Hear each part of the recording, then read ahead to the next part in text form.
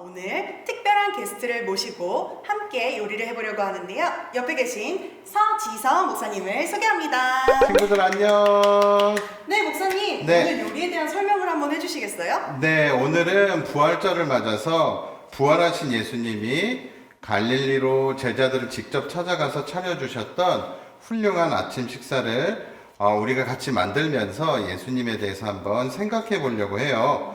원래 예수님이 차려주신 식사는 목사님은 그걸 갈릴리 모닝 세트라고 부르기도 하는데요. 숯불에 구운 떡과 생선을 차려주신 요리였지만 오늘은 실내에서 진행하기 때문에 숯불을 사용한 요리는 할 수가 없어서 그 요리를 응용해서 다른 요리를 만들어 보려고 합니다. 네, 목사님. 그러면은 그 요리를 만들기 위해선 재료가 필요하잖아요? 네, 오늘은 이 무랑 양파랑 다시마랑 대파를 이용해서 국물을 낼 거고요. 여러분들 잘 아시는 어묵하고 떡을 가지고 이 두 가지를 주재료로 요리를 만들어 볼 생각입니다. 요리 이름은 어떡허니라는 요리인데요. 감이 잡히시죠? 이제 한번 시작해 보겠습니다. 네, 목사님. 그렇게 어떡허니라는 이름 어떻게 네. 지으신 건지 정말 재치있고 재밌는 이름인데요. 네, 어떡허니는 네. 여기 보이는 어묵하고 떡을 주 재료로 만드는 건데요. 사실은 이 경상도 지방에 가면 떡을 오뎅 국물에 끓여서 먹는 메뉴가 있어요. 물떡이라고 부르는데 거기에서 착안을 한 겁니다. 우리가 숯불은 사용할 수 없지만 생선살로 만든 어묵과 또 떡을 오뎅탕을 끓여서 같이 한번 먹어보려고 해요. 그래서 오뎅꼬치랑 어묵꼬치랑 떡꼬치를 결합한 메뉴라고 생각하시면 될 것 같아요. 네, 그러면 우리 한번 같이 요리를 시작해 보도록 할까요? 네, 강의안을 미리 다운받으신 친구들은 강의안 첫 번째 박스에 조리법이 있으니까 그것을 참고하셔도 좋겠습니다. 자, 그러면 먼저 물을 끓이면서 육수를 낼 텐데요. 무하고 양파랑 대파, 다시마를 넣고 먼저 육수를 좀 끓일게요. 네. 혹시 집에서 따라 하고 싶은 친구들은 특별히 육수를 낼 때는 뭐 이것저것 넣으실 필요 없이 무가 있으면 무 하나만 넣어주시면 돼요. 얼만큼 넣어야 되느냐 그냥 넣고 싶은 만큼 넣으세요. 괜찮습니다. 네. 양파는 또 얼만큼 넣어야 되느냐 양파도 넣고 싶은 만큼 넣으세요. 싫으면 안 넣으셔도 돼요.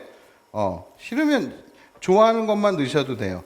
근데 이제 육수를 낼 때 이 채소 육수를 내면 좋으니까 무하고 양파하고 대파를 넣고 끓여줍니다. 그리고 다시마는 한 두세 장 정도 넣어주시면 되고요. 다시마는 이따가 중간에 뺄 거예요. 그리고 무가 다 익을 정도로 끓여주면 되니까 우리는 이제 좀 끓이고 이 육수를 끓이는 동안 꼬치를 좀 끼우면서 이야기를 이어나가도록 하겠습니다. 네, 그러면 육수를 끓이는 동안 우리는 꼬치에 어묵이랑 떡을 교대로 한번 꽂아서 네. 재료를 준비해 보도록 하겠습니다. 네. 네. 그리고 특별히 이런 구불구불한 어묵을 꽂으실 때는 제가 해보니까 끓이다 보면 이게 잘 빠져요. 잘 빠지는데 끝에다가 떡으로 마무리를 해주시면 이 오뎅이 잘 빠지지도 않고 좋은 것 같더라고요. 세로로 꽂아보겠습니다. 네. 마음껏 꽂아주십시오. 네. 자, 이 오늘 이야기는 이렇게 시작이 됩니다. 예수님이 이 살아계신 동안에 돌아가실 것을 수차례 얘기하셨어요. 수차례 얘기하셨지만 제자들은 그 돌아가실 것과 예수님이 부활하실 것에 대해서도 무슨 말인지 잘 이해도 못했고요. 사실 잘 믿지도 않았었던 것 같아요. 그런데 실제로 그 일은 일어나고 말았습니다. 그리고 사실 예수님의 죽음이 먼저 실제로 일어나게 됐죠.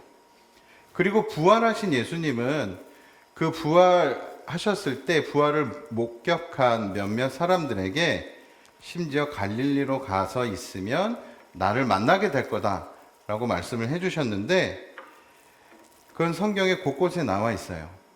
그런데 요한복음을 보면 제자들이 7명만 고향에 가서, 아니, 갈릴리에 가서 예수님을 만났던 것으로 되어 있습니다. 목사님 생각에는 아마 고향이 갈릴리였던 7명 정도만 갈릴리로 돌아간 것이 아닐까 그렇게 생각을 하게 돼요.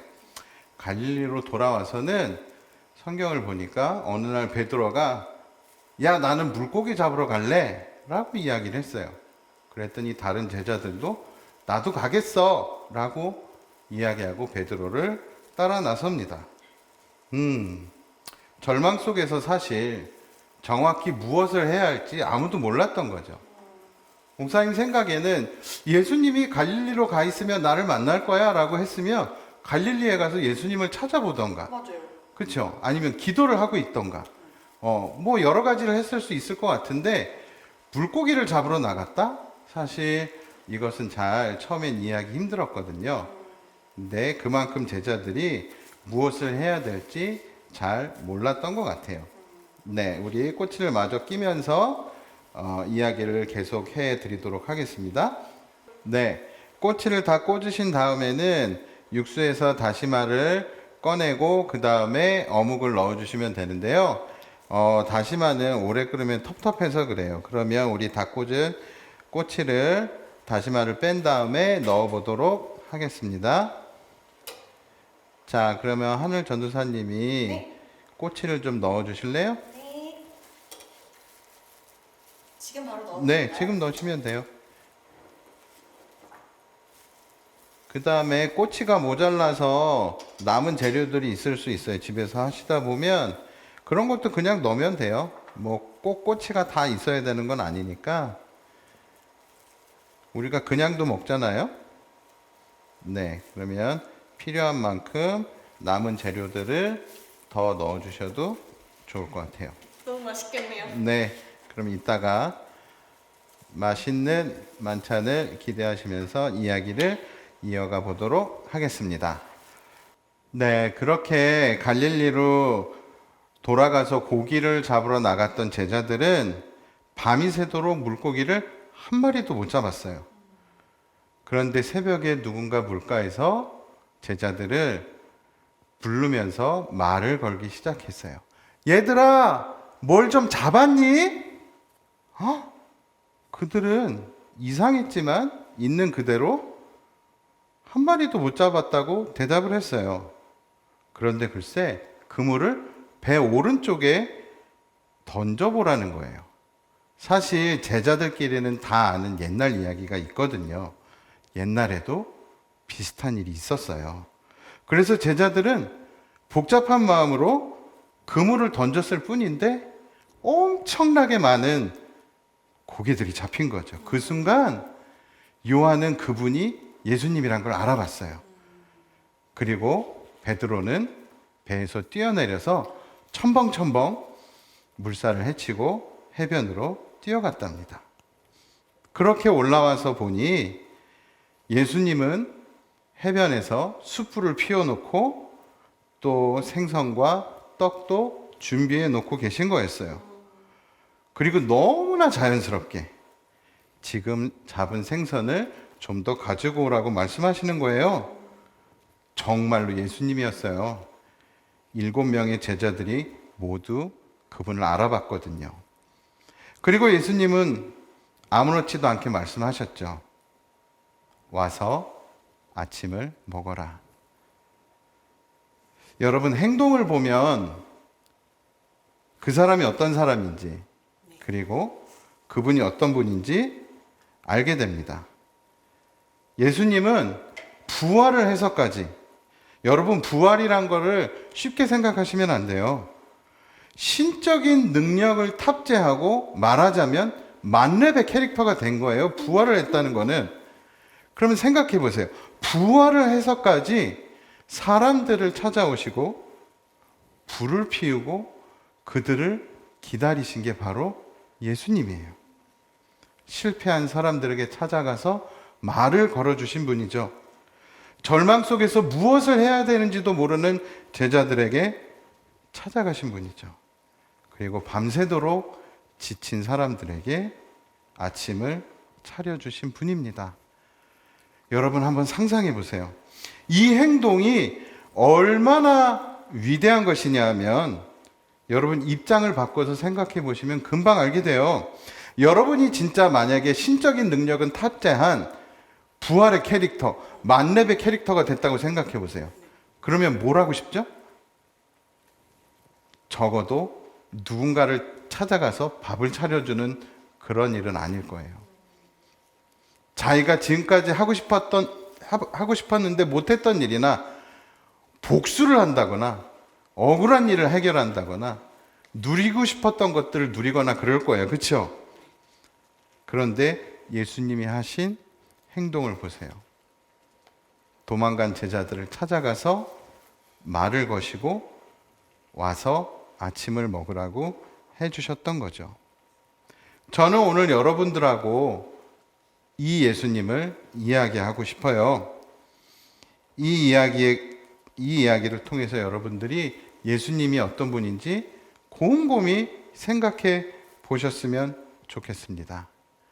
자, 이제 보글보글 끓기 시작했는데 기다리기 힘든 분들은 사실 끓기 시작하면 그때부터 맛은 보셔도 돼요. 그런데 아까도 말씀드렸지만 어묵탕은 오래 끓일수록 맛있어지니까 최대한 참았다가 드시고요. 또 우리 하늘 전사님 못 기다리고 계시니까 맛을 먼저 보고 그 다음 얘기를 계속하도록 할게요. 네. 자, 그러면 우리 도사님을 위해서 배가 너무 고픕니다. 네, 어떻게 먹는 건지 알려드릴게요. 자, 떡이 빠진 친구들이 있고 안 빠진 친구들이 있는데 이 친구가 아주 잘 됐습니다. 어떡헌이잖아요. 네, 어묵과 떡을 어묵은 간장을 찍어 드시고 떡은 꿀을 찍어 드시는 거예요. 왜 우리나라에서는 떡에다가 꿀을 찍어 먹는 게 기본이니까 네, 특별히 네, 이게 여러분 잘 안 보이시겠지만 하와이에서 온 꿀이라고 하네요. 한번 시켜서 호호해서 한번 같이 먹어보고 다음 이야기 계속하도록 해보겠습니다. 저는 네, 먼저 드세요. 네, 먼저 먹어보겠습니다. 빨리 먹지 않으면 현기증이 날 것 같아요. 어묵 먼저, 여기 어묵이 있거든요. 한번 먼저 먹어볼게요.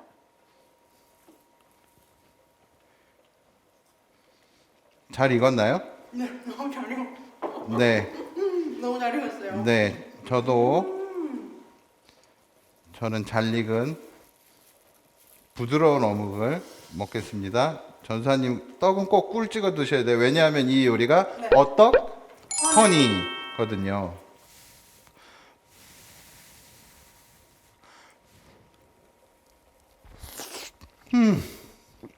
맛있으세요? 네. 누가 만들었니?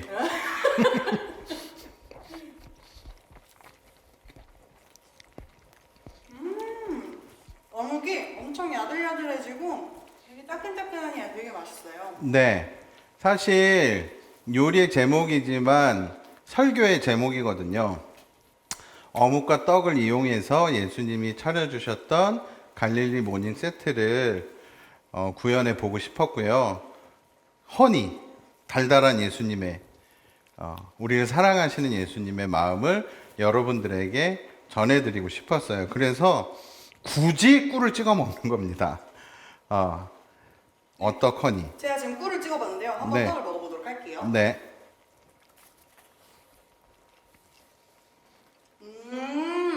꿀이 엄청 달달한데 이 떡이랑 조화가 너무 잘 돼가지고 진짜 네. 맛있네요. 나름 단짠이에요. 아 그렇네요. 단짠이네. 네, 나름 단짠이에요. 괜찮죠? 네, 둘 다 찍어서 먹어도 좋을 것 같은데요. 네. 그러면 계속 드시고 저는 또 계속 얘기를 해보도록 하겠습니다. 오늘 이야기에서 여러분들 예수님의 마지막 행동과 그분이 건네신 말을 생각해 보면 예수님은 어떤 분인 것 같으세요? 바로 그 예수님을 여러분들께 소개해 드리고 싶어요. 목사님은 예수님에 관한 마지막 이야기, 특히 성경에서 요한복음 21장을 너무너무 좋아하는데요. 정말 성경을 여러분 처음부터 읽어가시다가 신약 성경에 오시면 마태복음, 마가복음, 누가복음을 읽고 요한복음 끝에서 21장을 읽게 되면 정말 빵 터지게 되어 있어요. 그 예수님이 마지막에 하신 행동이 바로 우리를 찾아와서 말을 거시고 밥을 차려주셨다는 이야기는 정말 깜짝 놀랄 만한 이야기가 되는 거죠. 저는 그것이 가장 인간적인 것이 가장 신적인 것이라는 것을 예수님이 보여주셨다고 생각해요. 그러면 예수님이 제자들에게 오늘 건네신 이야기는 우리 친구들한테는 어떻게 들리나요? 퀴즈는 두 가지를 합해서 한번 생각해 보는 겁니다. 예수님이 첫 번째 해변에서, 갈릴리 해변에서 제자들한테 얘들아 뭘 좀 잡았니? 라고 말을 거신 부분. 두 번째, 와서 아침을 먹어라 라고 하신 부분이 여러분들에게는 어떻게 들리시나요? 그것을 강의안을 보고 빈칸을 채워보시는 것도 좋은 방법일 것 같아요. 네, 무엇을 좀 잡았느냐는 이야기는, 와서 아침을 먹으라는 이야기는 부활하신 예수님이 저는 코로나를 갖고 있는 우리 친구들한테 찾아오셔서 여러분들의 안부를 묻고 격려하시는 말씀이라고 생각합니다. 무엇을 해야 할지도 잘 모르고 또 하루하루 지치고 두려움 속에서 사는 우리들한테 예수님이 한 사람 한 사람 찾아오셔서 해주시는 이야기 같아요. 어떻게 지내고 있니? 기운을 내라 라고 말씀해 주시는 것처럼 저는 들립니다. 예수님의 마음으로 저는 오늘 여러분들을 축복하고 싶어요. 여러분 기운을 내십시오. 그리고 부활하신 예수님의 능력으로 혼자 기운 내는 것을 넘어서서 다른 사람들을 격려하고 힘을 낼 수 있도록 도와주는 친구들이 되어주세요. 코로나 때문에 지치고 힘든 사람들이 기운을 낼 수 있도록 내가 할 수 있는 것은 뭔지 한번 생각해보고 실천해 주세요. 가장 인간적인 방법들을 찾아내서 행동하는 친구들이 됩시다. 그것은 가장 신적인 행동이 될 거예요.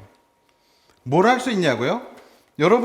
여러분들이 갖고 계신 마스크 같은 거 여분이 있으면 필요한 사람들한테 나눠주는 거예요. 누구한테 나눠줘야 되느냐고? 동사무소에 갖다 주세요. 노숙자분들에게 나눠달라고 교회에 전달해 주세요. 충분히 그것만으로도 할 수 있습니다.